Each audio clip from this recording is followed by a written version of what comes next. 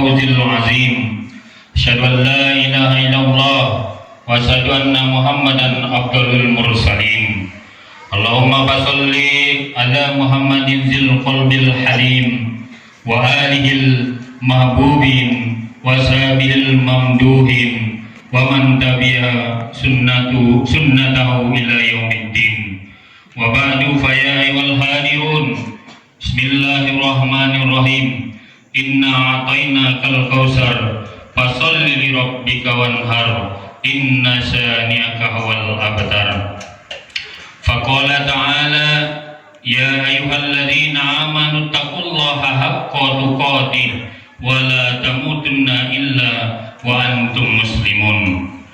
Kaum muslimin muslimat sidang id rahimakumullah, puji dan syukur kita panjatkan kepada Allah Subhanahu wa taala yang telah memberikan kita kesempatan untuk berkumpul di hadapannya pada hari yang penuh berkah ini. Salawat serta salam senantiasa tercurah kepada junjungan kita Nabi Muhammad sallallahu alaihi wasallam yang telah memberi suri tauladan bagi umat manusia. Adapun tema khutbah kita pada hari ini adalah Ibrah Nabi Ibrahim alaihissalam.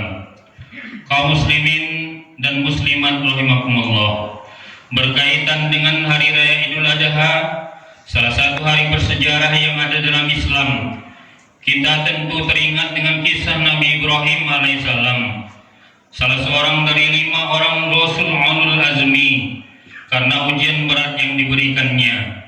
Setelah selamat dari peristiwa pembakaran yang dilakukan oleh Raja Namrus, kemudian mendapatkan perintah menyembelih putra kesayangannya yang sangat dicintainya Ismail melalui sebuah mimpi. Peristiwa itu menjadi syariat Islam dan kemudian diteladani serta dilanjutkan oleh Nabi Muhammad SAW. Adalah kurban yang diteladankan oleh kasih Allah Khalilullah Ibrahim alaihissalam, seperti yang termaktub dalam surah As-Saffat ayat 101 sampai 103. Falamma balagha ma'as-sa'ya qala ya bunayya inni ara fil manami anni azbahuka fanzur maza tara qala ya abatib al-ma'tu maru satajiduni insyaallah minas sabirin. Artinya, maka ketika anak itu sampai pada umur yang sanggup berusaha bersamanya, Ibrahim berkata, wahai anakku, sesungguhnya aku bermimpi bahwa aku menyembelihmu, maka pikirkanlah bagaimana pendapatmu. Dia Ismail menjawab, wahai ayahku, lakukanlah apa yang perintahkan Allah kepadamu, insya Allah engkau akan mendapati termasuk orang yang sabar. Allahu Akbar, Allahu Akbar, Allahu Akbar, walillahil hamd. Kaum muslimin dan muslimat sidang id yang dimuliakan Allah Subhanahu wa taala. Kisah yang digambarkan oleh Allah Subhanahu wa taala dalam surah As-Saffat tentang perjalanan kehidupan Nabi Ibrahim alaihissalam dan Nabi Ismail alaihissalam memberikan keteladanan dan pelajaran kepada kita di antaranya. Pertama, pengorbanan menurunkan ego. Ego merupakan pengendali utama atas cara kerjanya kepribadian yang menjadi pembeda antar manusia. Pengorbanan Nabi Ibrahim yang bersedia menyembelih Ismail. Umat Islam belajar bahwa ego dunia sama sekali tidak boleh mengungguli kecintaan kepada Allah. Dalam kisah tersebut, ego dunia yang dimiliki Nabi Ibrahim alaihissalam, yang kecintaan terhadap anaknya yang sangat berbakti sebagai seorang ayah, hal yang sangat wajar apabila beliau tidak mau kehilangan putra yang begitu soleh dan berakhlak baik. Rasulullah SAW bahkan mengancam orang-orang yang mampu berkorban tapi tidak melaksanakan. Dalam hadisnya, man wajada sa'atan li an yudahhiya falam yudahhi fala yahdur musallana. Artinya, barang siapa mampu berkorban dan ia tidak melaksanakan, maka jauhilah tempat sholat kami. Hadis riwayat Al-Baihaqi. Jika kecintaan Nabi Ibrahim pada Allah dikalahkan dengan ego duniawinya, maka kemungkinan beliau akan memohon agar perintah tersebut dibatalkan.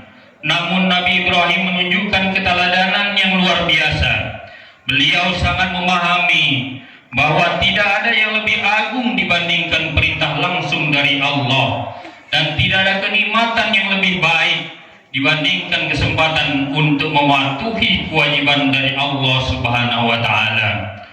Kaum muslimin dan muslimat yang berbahagia, kedua, keikhlasan dalam diri.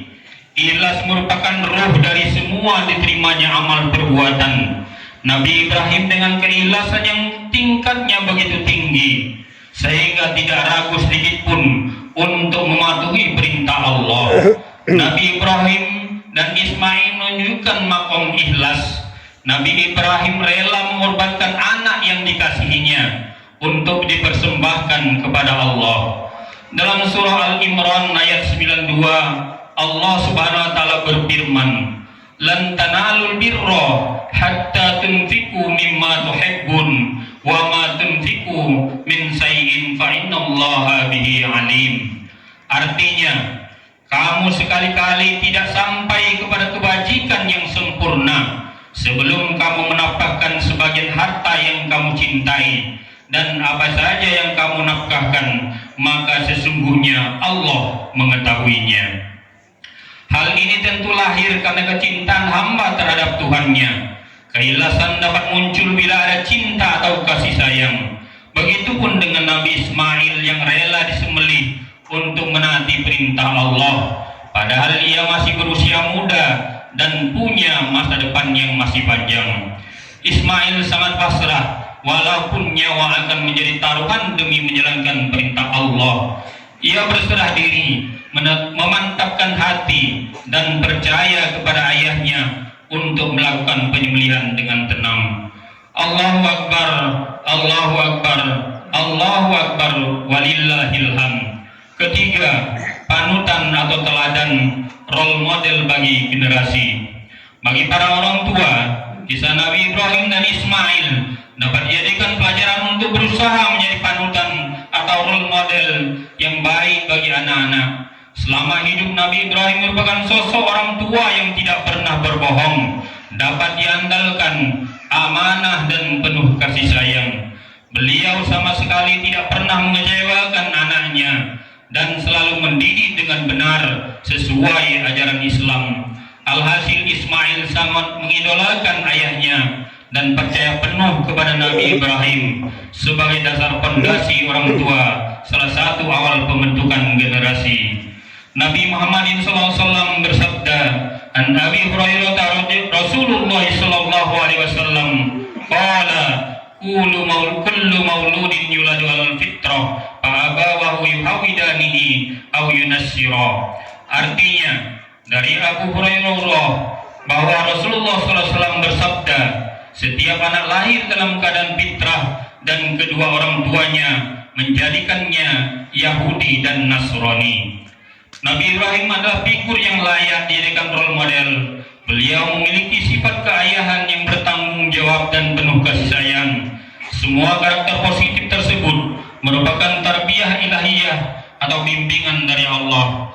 Lebih dari itu, Ibrahim telah menunjukkan kepada istri dan anaknya makna ketaatan terhadap perintah Allah tanpa membantah. Marilah kita merenungkan kisah keteladanan Nabi Ibrahim alaihissalam dan meneladani sifat-sifat mulia yang beliau miliki. Mari kita menghadapi ujian hidup dengan keteguhan iman dan kepatuhan kepada Allah. Mari kita mengorbankan apapun yang menjadi penghalang antara kita dan ridhonya. Semoga kita semua mendapat mengambil hikmah dan petunjuk dari kisah Nabi Ibrahim alaihissalam dalam menghadapi ujian hidup. Selamat Hari Raya Idul Adha 1446 Hijriah. Mohon maaf lahir dan batin. Taqabbalallahu minna wa minkum.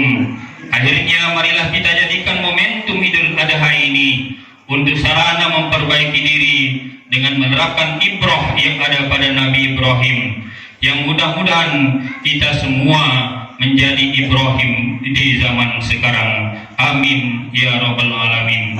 Barakallahu li wa lakum fil Qur'anil azim wa nafa'ani wa iyyakum bil ayati wa dzikril hakim. innahu ta'ala wa jawadun karim malikum barur rahufur rahim. Allahumma shalli ala sayyidina